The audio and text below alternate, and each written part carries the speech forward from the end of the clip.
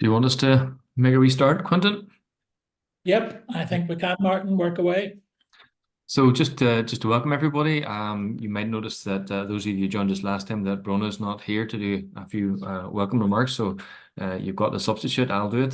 So I'm Martin Quinn. I'm the regional involvement lead with the Public Health Agency. So we're delighted that you've been able to join us. I'm just without further ado, I'm just going to hand you over to Quentin to introduce his team and to start the webinar. Thanks very much, Martin. And sorry that Brona isn't here because she's done all the organising for these 4 events.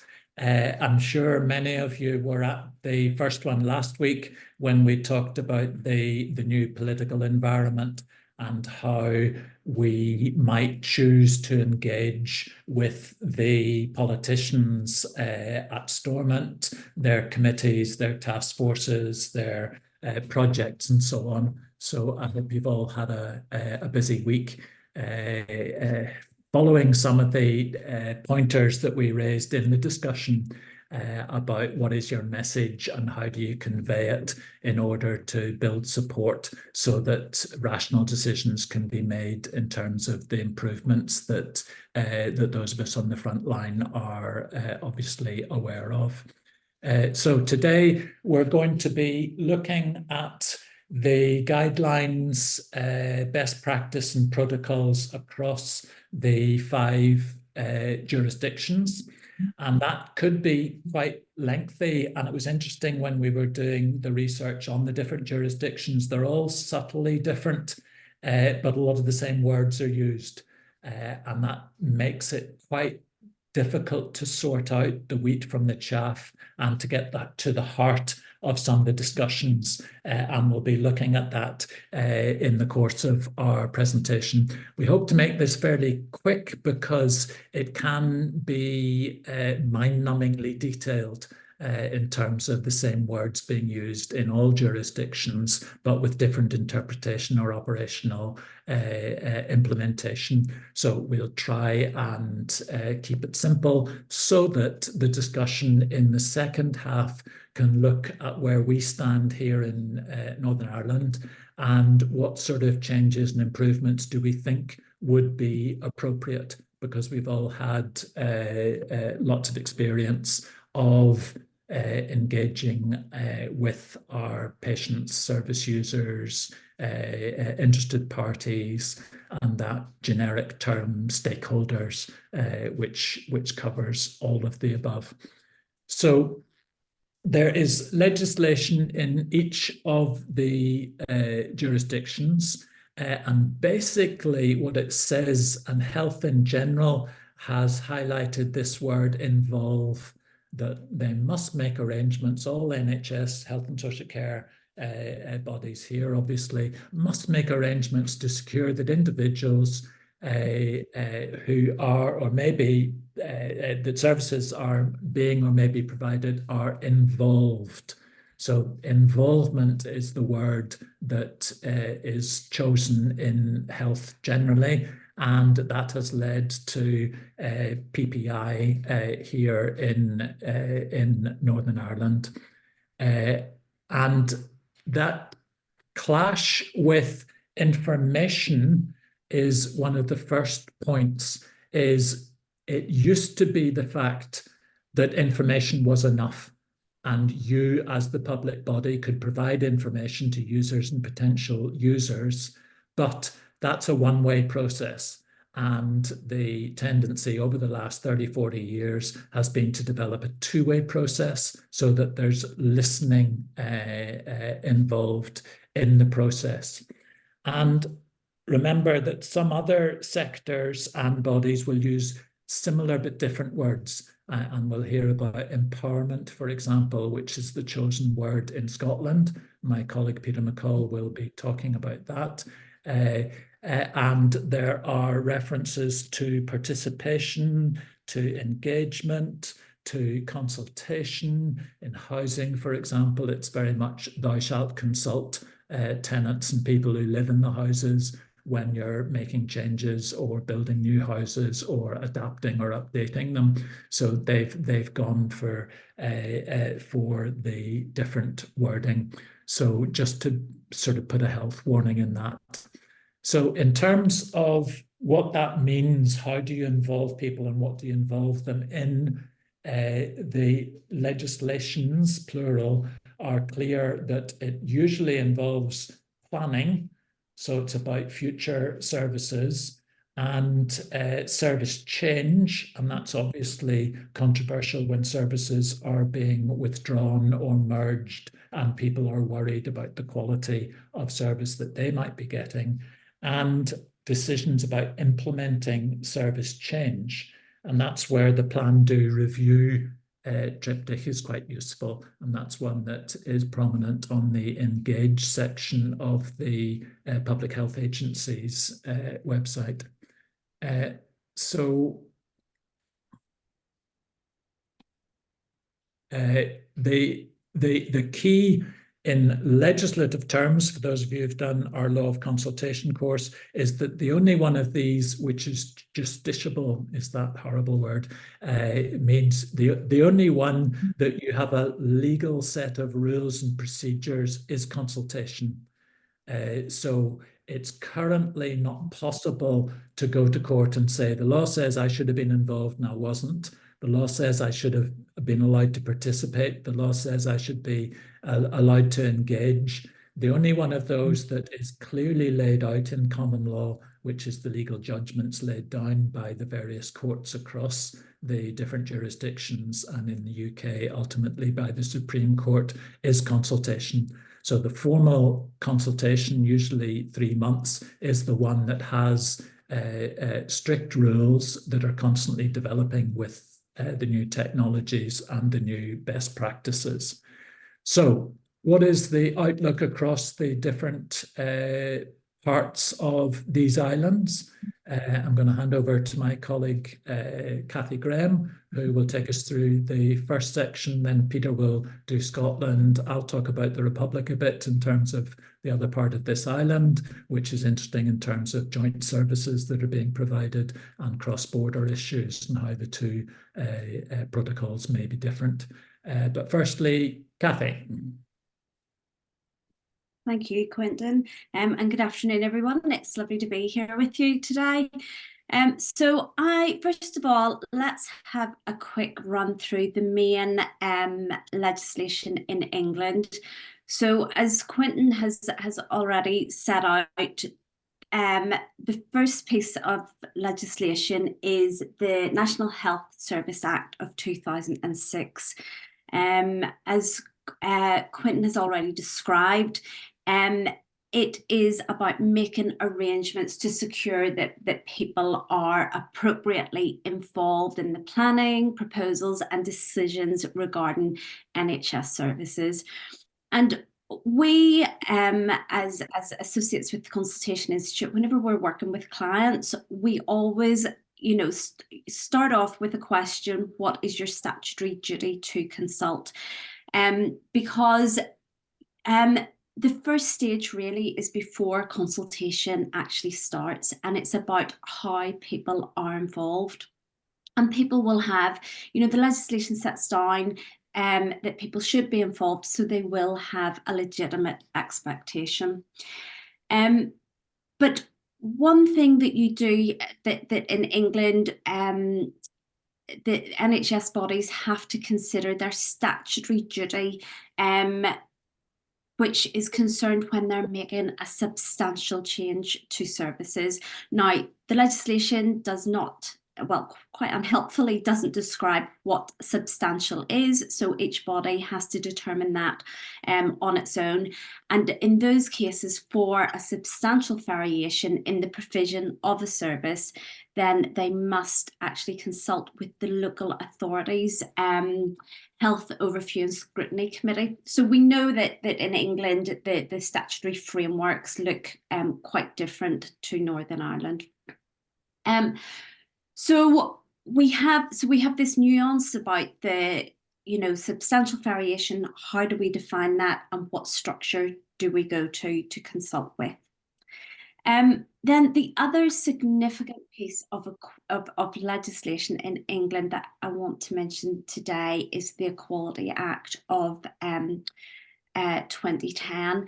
Now, I think that probably England and Wales used to look quite jealously on Northern Ireland because we had our Section 75 legislation much earlier than 2010.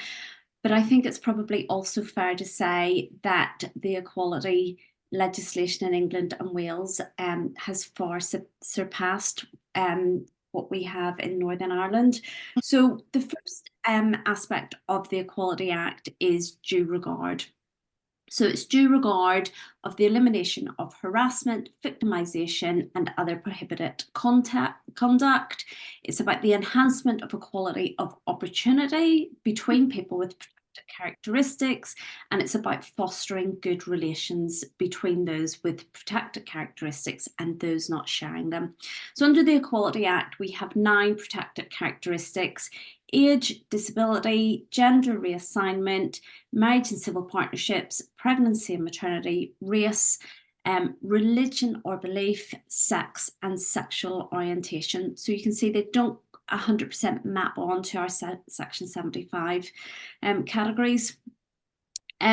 So with the Equality Impact, or with the Equality Act, public bodies have public sector equality duty. So they must do equality impact assessments. And if they're doing this in for consultation, it should be done assessing what the status quo is and then assessing against each protected characteristics what will be the potential impacts, both positive and negative, on each of those. One thing that we always would advise with equality impacts is during the course of the consultation to be checking what that is telling you.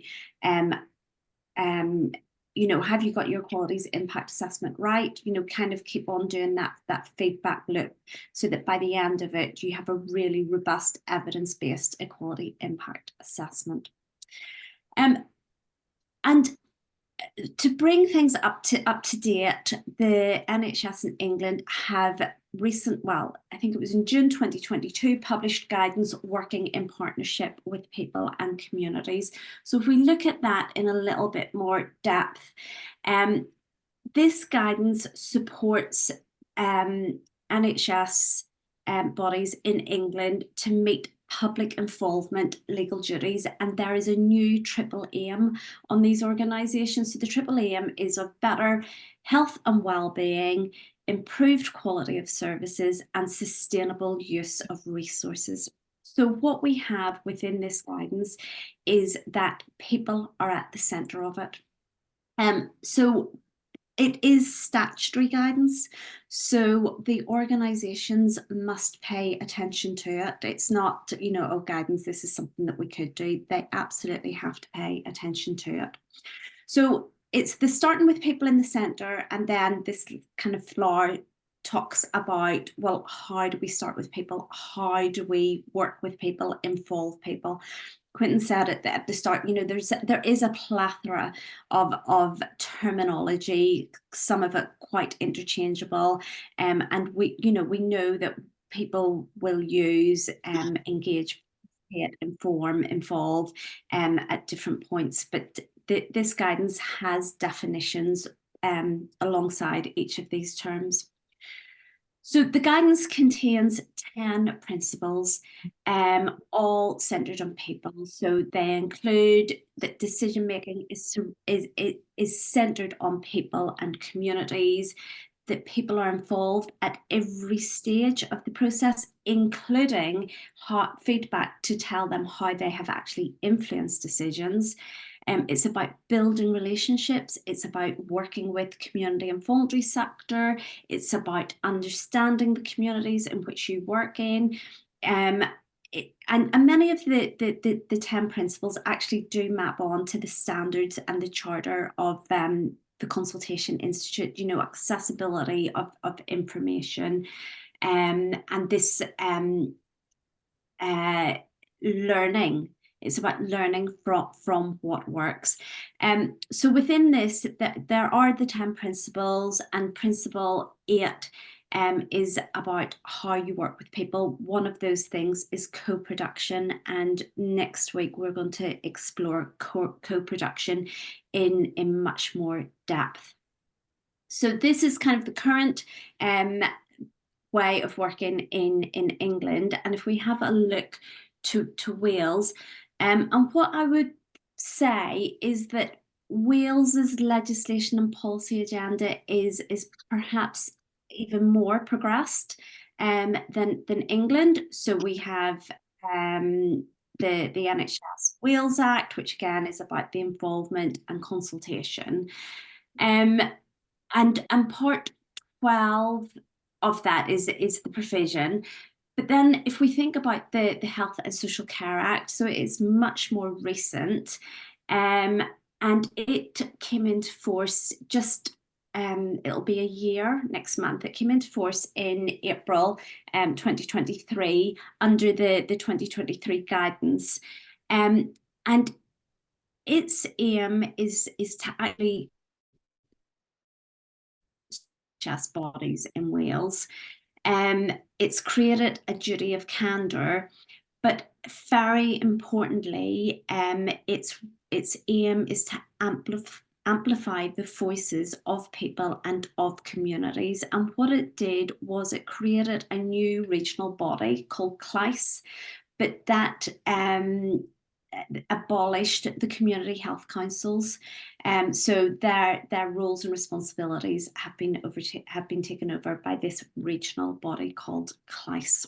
A couple of other interesting things is that under the Equality Act in Wales, as well as the Public Sector Equality Duty, Wales has enacted a regulation for socioeconomic duties, which is about the need public bodies must have a due regard to the need to reduce inequalities of outcomes resulting from socioeconomic disadvantage. So that has been enacted now in Wales. Currently, under the Public Health Wales Act, there is a consultation about, in addition to equality impact assessment and socioeconomic duty impact assessments, doing a health impact assessment.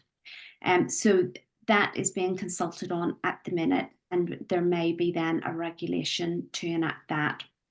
In Wales, we also have Welsh language measure, which means that there has to be a Welsh language impact assessment.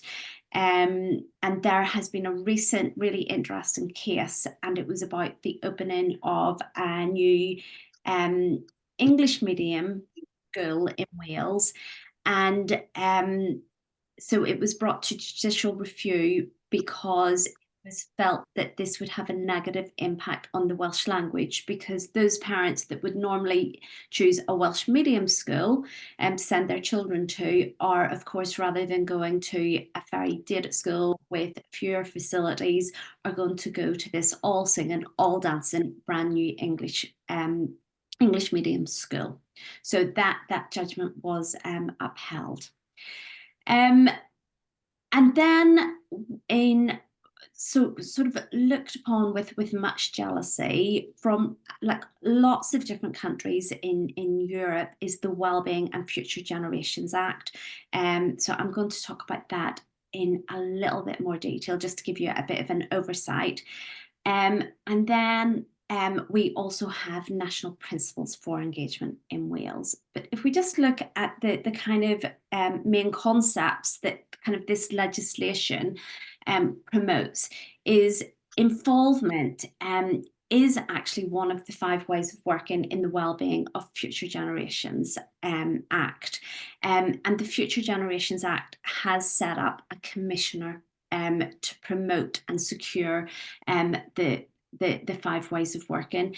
And also under this legislation, there were new structures established. So we have in Wales public sector boards to improve joint working across public services. So And these bodies must carry out a joint wellbeing assessment and publish a wellbeing plan and an annual report. So it's Membership Authority, the Health Board, Fire and Rescue Service, Natural Resources Wales, as well as elected representatives, police, and at least one body representing community and voluntary organisations.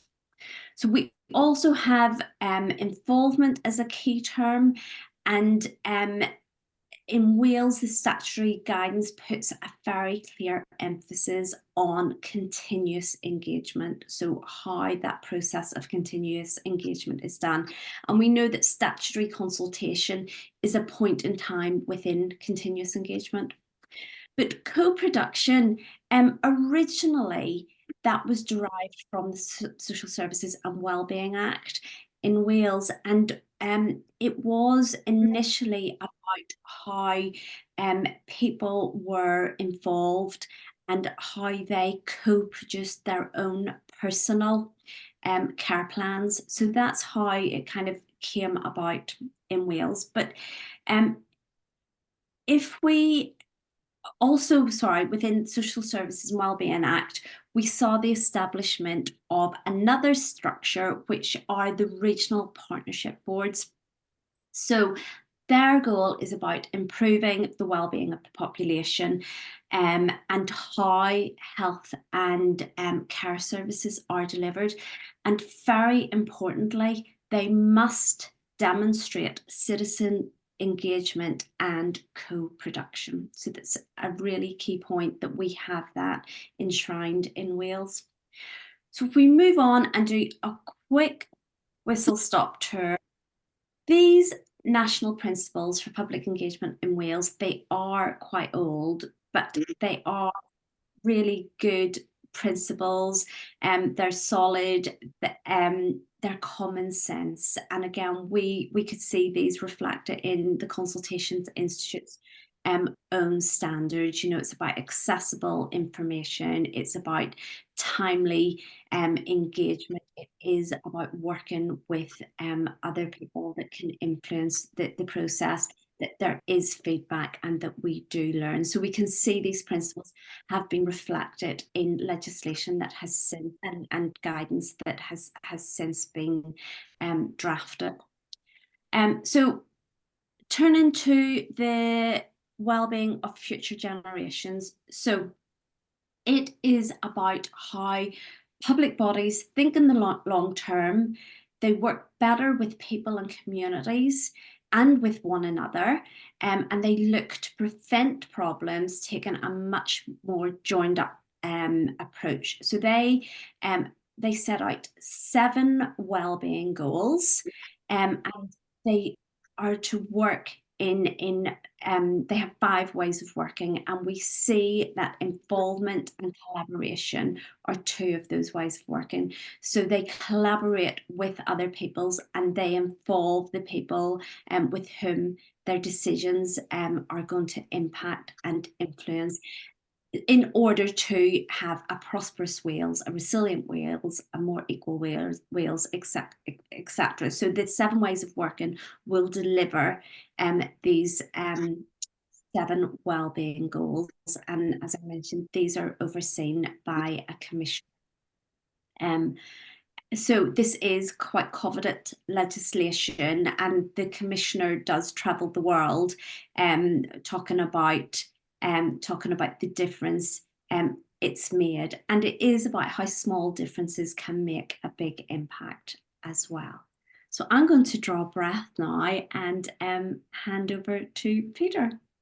Before you do, hold on, Kathy, before you do, that's really useful, and I know you can't stay with us for the discussion later. So I just wondered, with the Welsh example, which is really good, as you say, and it is coveted and it is connected, and it's not just the silo of health, but future generations lifts it into future looking awareness and implementation.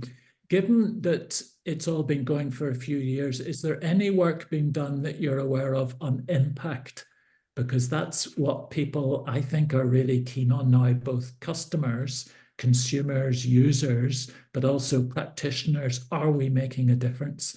Are you aware of anything? There,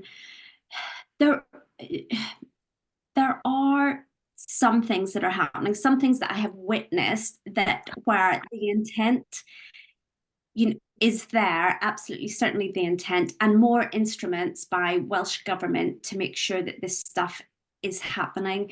I think that the issue is the length of time that this is taken to play through. So last year, for instance, the regional partnership boards had to deliver a 10-year capital plan for so it was under a number of different baskets, but within that we had residential settings for looked after children, for people like residential care homes, those sorts of things. And what we found was that the health boards and the local authorities had their own estate strategies and their own buildings and all of that, but nobody really knew what each other had, and there wasn't a joined up approach with the decommissioning of these things or kind of delivering these things together. So getting the organization really strategic level to talk to one another and understand one another's data was really difficult. So I think there's more fundamentals that need to be addressed as well about, data that's used, shared data, not hiding behind fields of GDPR and things like that, and kind of getting more proactive approaches. So in the early days of the Act, there were really simple things that were kind of heralded as best practice, and it is this thing about the small steps. So we know that public bodies right across the UK and the island of Ireland are being really stretched financially.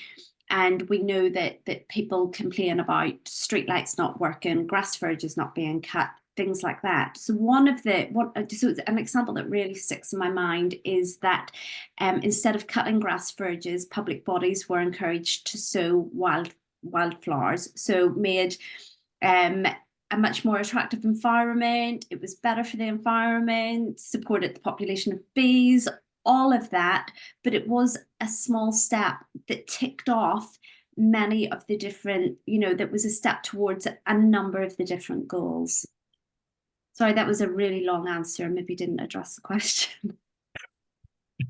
Yeah, it was interesting and useful, fresh information, but it does underline the difficulties we're facing here because of the different ways that each jurisdiction approaches it and the evidence accompanying the impact it has and the difference it makes. So thanks very much for that, Kathy. It's been very valuable, and the new English guidance is also interesting to see how that will impact behaviour of health providers on the one hand and the consultee community on the other. So thank you, Kathy, and we know you have to slip away for another engagement shortly.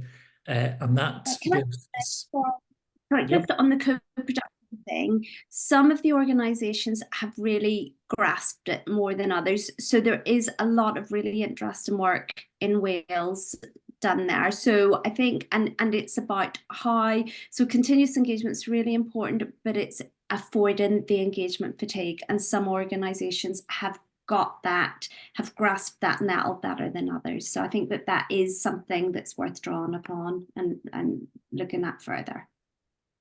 Great. Sorry. Thank you very much, Kathy. And now lift your eyes north and over to Peter. Peter. Super. Thanks so much. It's really interesting. Actually, I'm going to talk a little bit about the Scottish Standards for Community Engagement, which is a piece of work that we did about 15 years ago, just at the beginning of the age of engagement. And the first one of those principles is impact and measuring your impact. So I think there's a kind of really interesting response to your question from a Scottish perspective. One of the things I think it's important to note is that Professor James Mitchell, who's the professor of politics at Edinburgh University, at one point described the devolution settlement for Wales and Scotland as being set up to avoid a very left-wing administration in either Cardiff or Edinburgh, moving left from the UK mainstream. And in fact, what I think we've seen is that Wales and Scotland have kind of taken a continued path, despite the fact that Labour haven't been in power in Scotland for now a very long time, 17 years. They've taken a continued path that looks very like where Labour would have been going in England, and so the approach is very much more structured around equalities and these types of engagement. So that kind of in Scotland was all coalesced around the Community Empowerment Act in 2015, which places a whole series of requirements on public bodies to empower communities, to engage with communities, to do things like participatory budgeting, which is a really big thing across Scotland's local authorities. For a while, we have a proceeds of crime fund where they take money back from drug dealers, and that's all dispersed using participatory budgeting, where they get community bodies together to decide on how that money will be spent and returned to the community. So the Community Empowerment Act has some really interesting things in it. There are things in that you may be interested in, like the community right to buy. So communities are able to make a compulsory purchase order on an asset and using a ballot to buy that asset and run it as a community enterprise. So we've got the Community Empowerment Act. We've had the Scottish Standards for Community Engagement for nearly 20 years now. So those are, as I think I said, number one, impact. So understand the impact of your engagement, reflect on that, and take an approach of cycling that back into your next engagement. Communications, that you communicate in a way that's accessible to the people being consulted with, the consultee, rather than in your own language, so that it's transparent and understandable, that you use methods that are appropriate. So you go to people in a way that suits them, not that suits you. That you work together. So, I mean, again, the point that Kathy makes about public bodies not knowing what assets each other holds is one that I think has been something that Scotland's worked quite hard on, understanding those sorts of questions. Support for people being engaged with, so you don't ask them to come to you on their own money, as it were. So if you're going to engage with people with protected characteristics, that you do that in a way that's supported, and that you include a wide range of groups. And I mean, again, as Kathy says, these are all the sorts of things that the Consultation Institute set out nearly 20 years ago in the Charter for Good Consultation, but they're embedded into these standards for community engagement, which were developed by a government-funded organisation, but not a government organisation, and have been adopted by Scottish government. We've got the participatory budgeting approach, which has local authorities are asked to spend 1% of their total budget through participatory budgeting, which doesn't sound like a lot until you realise that Edinburgh City Council has a budget of just short of £1 billion, and Glasgow City Council has a budget of over £1 billion. So you're talking about really substantial sums of money being directed through participatory budgeting. We have citizens' assemblies. We've had 2 so far, one on Scotland's future, one on the climate crisis. There's an aspiration that those are annual and should include under 16s. So the Citizens' Assembly on the climate had a parallel assembly with children that made a set of parallel recommendations. This is something that the politicians are really keen on. I'm slightly more critical of this because I don't think it's really got out of the Edinburgh bubble. So people in Edinburgh who work in public policy might know about these, but the population don't know about them in the way that they did about the two quite high-profile citizens' assemblies in the Republic of Ireland that I think a lot of these have been modelled on. One really interesting thing is that the Scottish Parliament has a very substantial engagement unit that does a lot of engagement work around implementation of legislation, around scrutiny of legislation, bringing citizens' panels in, producing reports on those, really dealing in quite heavyweight engagement work there. That's, I think, a really significant difference to the other jurisdictions. I know England has done some work with this across select committees, but this is a standing part of the Parliament's work, and it's something that's very important to the Parliament. And you really see politicians, the MSPs, members of the Scottish Parliament, shifting their position on the basis of the evidence reception by those citizens' juries. So it's a way of really embedding that engagement right into the heart of democracy. There's a plan to institutionalize participatory and deliberative democracy across institutions. And I think it's really interesting. Cathy talked quite a lot about the NHS, and that's the area in Scotland that hasn't really been touched by this. The NHS still remains very much like it was in the 1990s, something that moves to its own music. And there's an aspiration to set up, there's a commitment in the programme for government to set up a national centre for participation. One of the things I would say about this is that you'll see lots and lots of stuff here.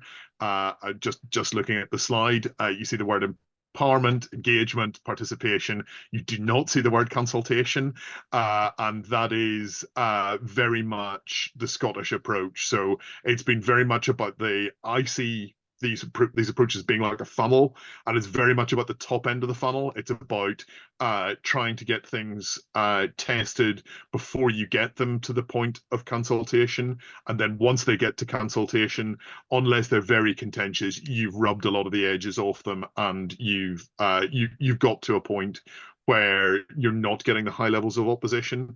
That said, recently, Quintin published a piece on the TCI website about highly protected marine areas, where I think Scottish Government made, can I use the word hames? They made a hames of the consultation. So they went out to a consultation suggesting that 100% of Scotland's waters might be a highly protected marine area. So you wouldn't be able to take langoustines or lobster or all of these very valuable seafood products that go to Paris for an enormous sum of money, and they managed to wind up the whole of coastal Scotland about this. People were making Scary Vore, the very popular folk group, had a song about how this is going to be a new Highland clearances. So they've got some of those consultations wrong recently, I think, and we've had very contentious consultations as well around things like the Gender Recognition Act, and believe it or not, a bottle recycling scheme. So these are things where I think the upstream approach hasn't worked, because the interests of the people need to be represented through a much more robust process of consultation, and I think that's an interesting point that I keep trying to get people in Scotland to consider. So very happy to take any questions on that and to talk through any of these individual points. Thanks.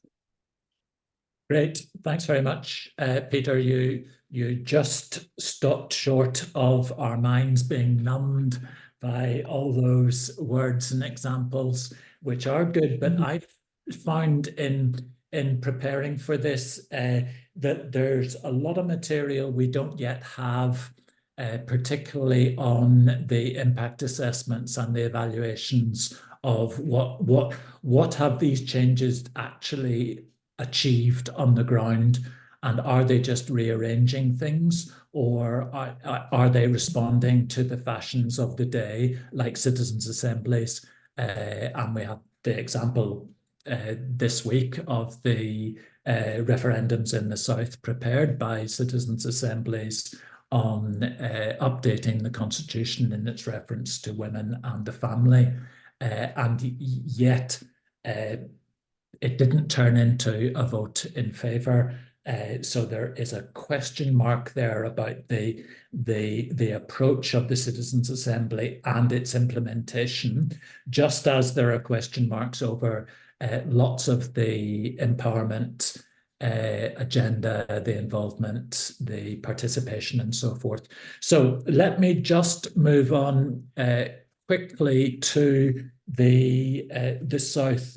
And I have here a dog-eared copy of a document called Reaching Out, which is the guidelines on consultation for public sector bodies from 2005.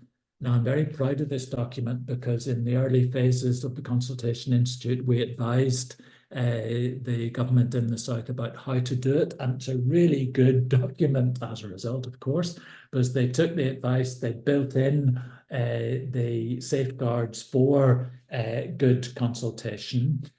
However, I use it in this context because they then changed it all. And poor Bertie Ahern, who signed it when he was Taoiseach, if you remember him, must be disappointed that they changed it after the crash and the financial difficulties. And this happened also in the Cabinet Office in Westminster when the consultation guidelines were changed by Oliver Letwin, I think, in the 2010 coalition government, and reduced to a couple of principles on one side of A4.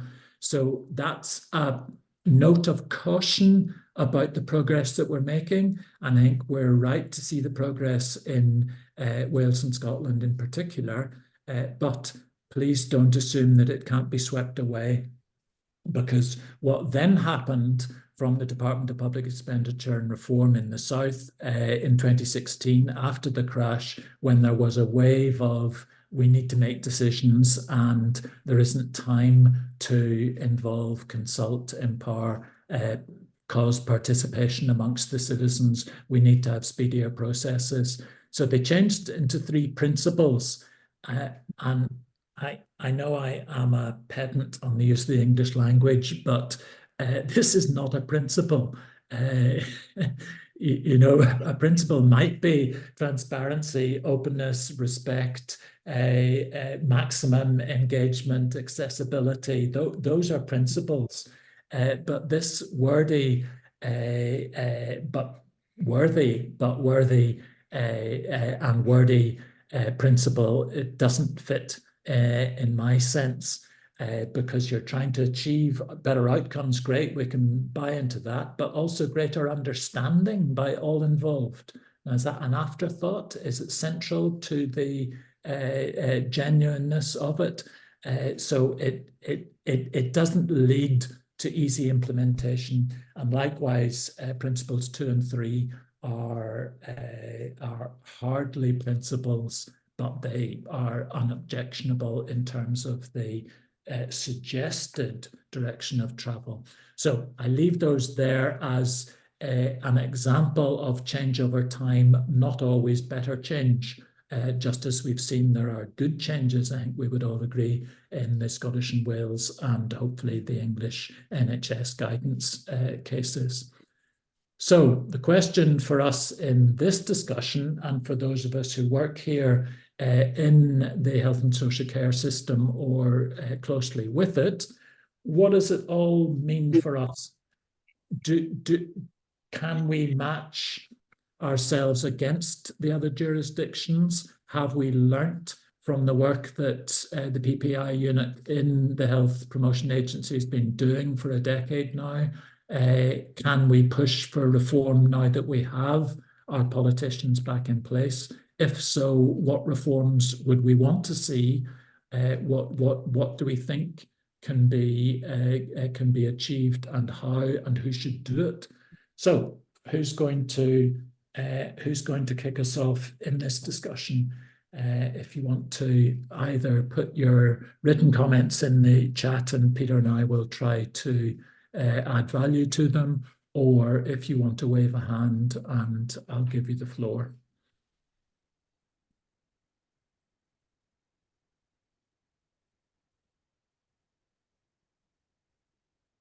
Okay, in the absence of immediate response, I'm going to put Martin in the hot seat and ask for your reaction, Martin, to what we've talked about from other jurisdictions. Yeah. Where do you think Northern Ireland fits, and what are your timescales? You know, I think just looking at it, I mean, I think we've come on a journey here locally. I mean, I've been in this post for over 10 years now, but I do know that when I first started working in this area, that although there was legislation which embedded the statutory duty of involvement and consultation back in the 2009 Act, what that actually meant in practice didn't really become clear for several years. I think until the department issued a circular in 2012 where they said, this is what it means, this is what you will do, board as it was then, this is what you will do, public health agency, this is what you will do, trusts. I think that brought it to life at that point. I know there's been a number of policy circulars since that have had some bearing on all of this, but I think it's been down to a lot of the work of maybe a lot of people on this call and a lot of others, and indeed work we've done with yourselves, Quentin, through the Consultation Institute, about really trying to get involvement into the sort of core being of what we do. I think it is important that there's a legislative and statutory policy, but I think this is a small place, and I think we have to get much more alongside some of the decision makers now that the politicians are back as well, but also those in positions of authority, because the reality of it is that having the legislative duty in your back pocket isn't necessarily a game changer. We have to be getting more into the space of evidence and how this makes a difference. Now, I certainly think that as society has progressed, there has been a situation whereby service users and carers have an expectation now that they will be involved and that they will be consulted on. And I think that the weight of public opinion has got to that space that I would hope that nobody within the health and social care system anyway, and hopefully the wider society, would be minded to make major decisions without a level of involvement. But our challenge has been, it depends, I think, sometimes who happens to be in that hot seat. And if you have a convert, if you want to call it that, somebody who believes in the value of this, then you can see, and we have seen evidence of real strong, effective and tangible involvement and consultation. And I think it makes for better policies and better decisions. But likewise, we've also seen examples of where that hasn't happened, and it has been very much of a do as you've always done, and at the end of the day, we better do that tick boxing exercise that your man Quinn and his cohorts would try and encourage us to do. So I think it's a mixed bag. I certainly think with things like the training that we continue to do, including with these webinars, we're building a critical mass of people who understand what involvement is and how it can bring benefits, from the monitoring that we do, from the training that we're doing, as I've said there. And I think there is that direction of travel. I am interested in particular some of the stuff that the Welsh government have been putting forward, and also you'd mentioned there, Peter, about the fact that Scotland has a long history of this. I think what we need to get better at is showcasing examples of where involvement has tangibly made a distinctive or an impact that people can say that input. And this is always very difficult in a situation with so fluid and lots of different moving parts. But I think we need to get better at, number one, identifying that there has been effective involvement in the system and how that then has resulted in a tangible impact, be that for service users, carers, the public, or policymakers, or those who are providing services.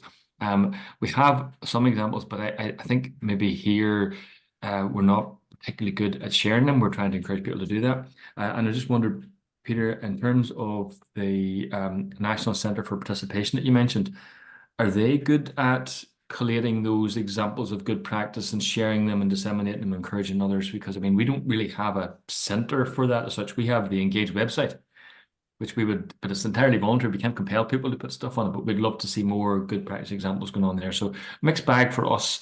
I think we're moving in the right direction, but we're also starting to reach out now as well to colleagues in NHS England, Scotland and Wales, and also more recently to colleagues in HSE in the south as well.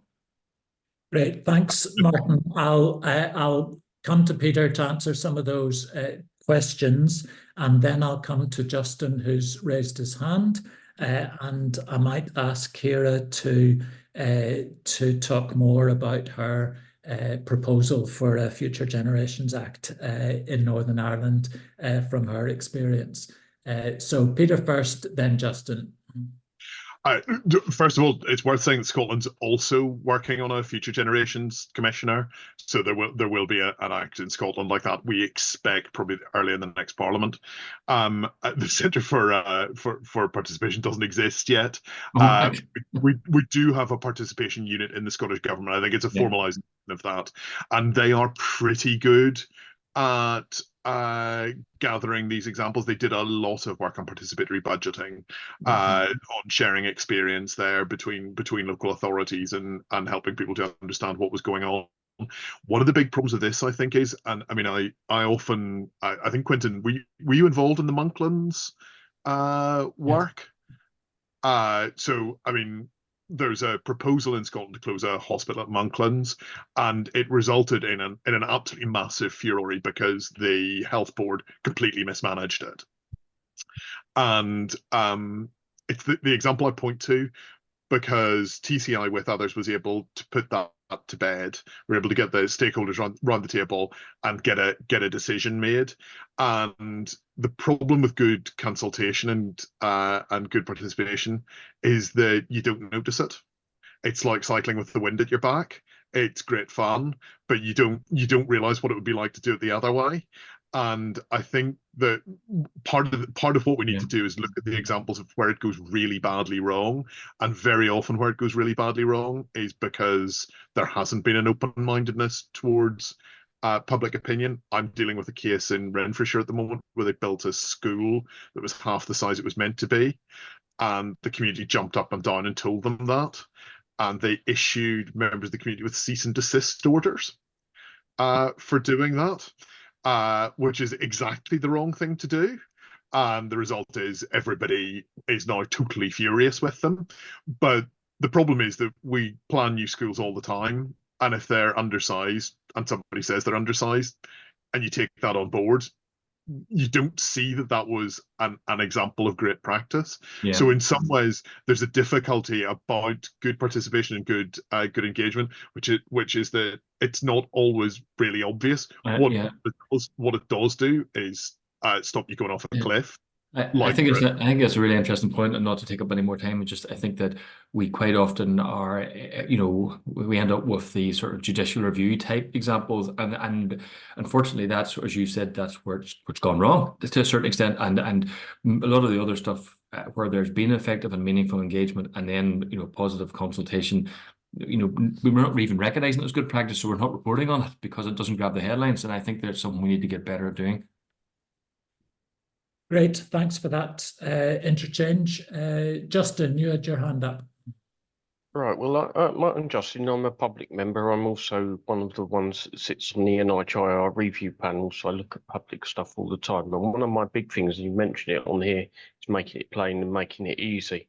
Now, I've read some of your documents, 100 pages plus, certainly not plain, definitely not easy.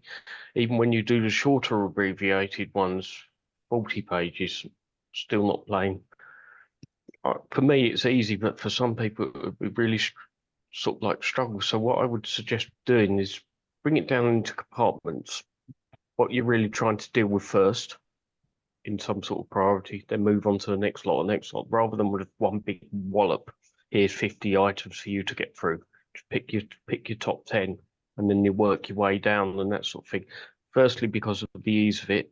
Secondly, co-join the ones that mean. So if you've got 3 subjects that actually could sit in one agenda because they're all linked into each other, link them all into each other.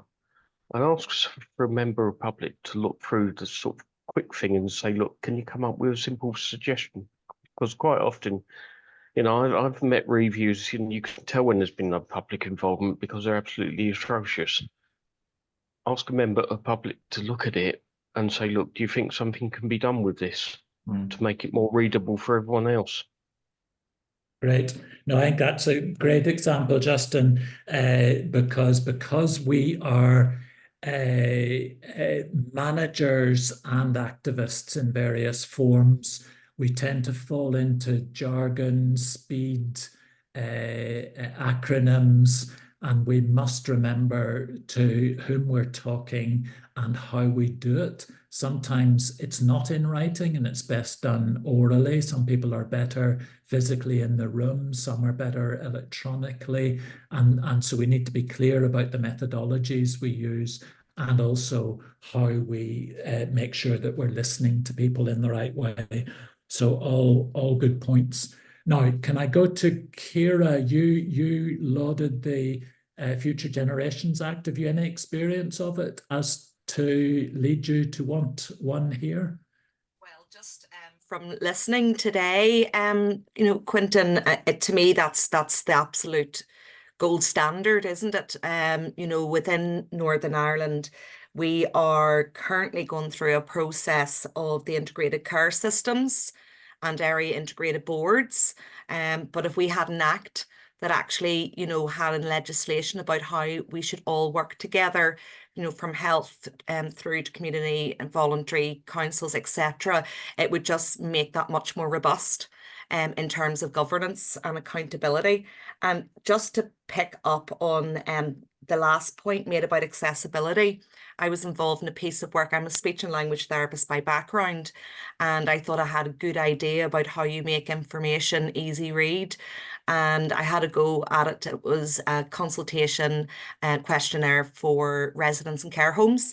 And I sent it to a group over here called Tilly, which is Tell It Like It Is. And they have a group of adults with learning disability. And it came back completely different.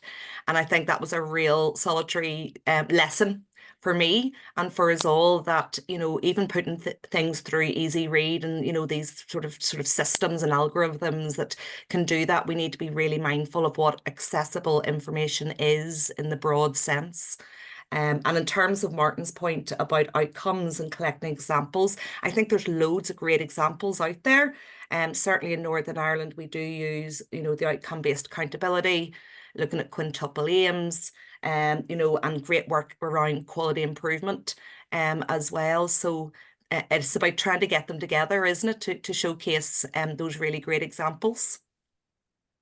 Yep, all good points there. And I think there's a heartfelt one coming through about humanizing this, because as Justin said, we can write long papers and long reports, and sometimes those are necessary for certain horses for courses, but often we need to bring it to life. What does the impact make? What are the better outcomes? How is well-being improved? And it's about telling those stories in a useful way. I'll just make reference to Sheila's point. I don't want to get into referendums. It's one of my special subjects.